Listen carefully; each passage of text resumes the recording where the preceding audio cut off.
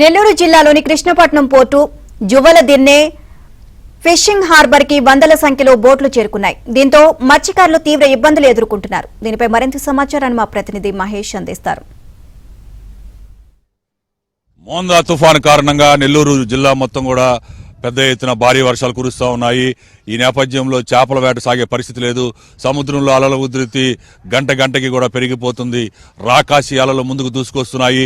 సముద్రం ప్రతి ప్రాంతంలో కూడా 50 నుంచి 100 మీటర్ల మేర ముందుకు రావడం జరిగింది. ఇలాంటి అలల్ని ఎప్పుడు చూడలేదని మత్స్యకారులే చెబుతున్నారు. ప్రస్తుతం ఇక్కడ మనం చూడవచ్చు, వీళ్ళ బోట్లన్నీ కూడా ఒడ్డుకు చేర్చుకొని హార్బర్లో పెట్టారు. జువ్వలదిన్నె హార్బర్లో పార్క్ చేయడం జరిగింది.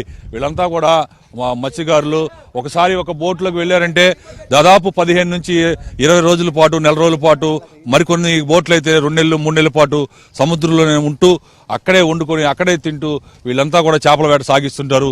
ప్రస్తుతం ఈ తుఫాను కారణంగా బోట్లన్నీ కూడా ఇక్కడికి వచ్చేసాయి. ఇక్కడే దాదాపు కొన్ని బోట్లు అయితే 20 రోజుల నుంచి కూడా ఇక్కడే ఉన్నటువంటి పరిస్థితి ఉంది. మనతో పాటు మత్స్యకారులు అలాగే కొంతమంది స్థానిక ఉన్నారు. వాళ్ళకి మరిన్ని తెలుసుకుందాం. ఏం బాబు, ఈ ఏరియానే కదా, అల్లూరే కదా, ఎలా ఉన్నాయి ఈ అలలు? 4 రోజుల నుంచి బాగా టైట్గా ఉంది అలలో. మేము వచ్చి 4 రోజులు అయింది. అన్నం వండుకొని కూర అన్నం వండుకొని ఏడే ఉంటున్నాము. ఇంటికి పోవట్లా. ఇంకెన్ని రోజులు ఉంటా మాకు తెలియదు. ఈ తుఫాన్ ఎప్పుడు తగ్గే అవకాశాలు ఉన్నాయి? 29తో తీరం దాటొచ్చు. 5 చెప్తున్నారు, సెల్లులో చూపిస్తున్నారు. ఎప్పుడో చెప్పలేము, మేము చెప్పలేం కదా, గవర్నమెంట్ కదా. మీరేమంటారు? ఎక్కడ, ఏ ఊరు మీది? ఏ ఊరు? ఎన్నాళ్ళు అయింది? సముద్రం అలలు ఎలా ఉన్నాయి? అలాగే నిన్న మొన్న బాగా ఒక రకంగా ఉండింది. రాత్రి నుంచి రేజ్ అయిపోయింది. గాలి, ఈ ఒడి.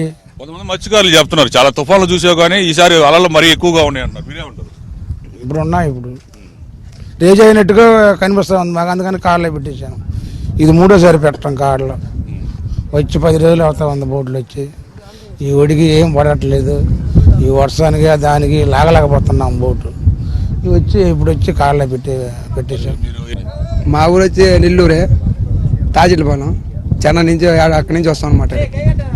ఎంత వస్తుంది? ఏంటి మీ చెప్పలేము కదా, చేపలు దొరికే బత్తి అంటే 15 రోజులు లోపల ఉంటే ఎంత వస్తుంది? అంటే 15 రోజులు 10,000, 7,000 చేపలు పడబెట్టి ఒక చేపలు ఎక్కువ దొరికితే ఇంకా దాన్ని బట్టి మనకు వస్తుంది అనమాట. ఇంకా రేట్లు ఉంటే నుంచి ఇదే పని ఇదే పని, ఏరే బతుకులేదు, ఇదే మాకు బతుకుతారు. వీడియో షాహిద్ కుమార్తో మహేష్ బాబు, ABN ఆంధ్రజ్యోతి.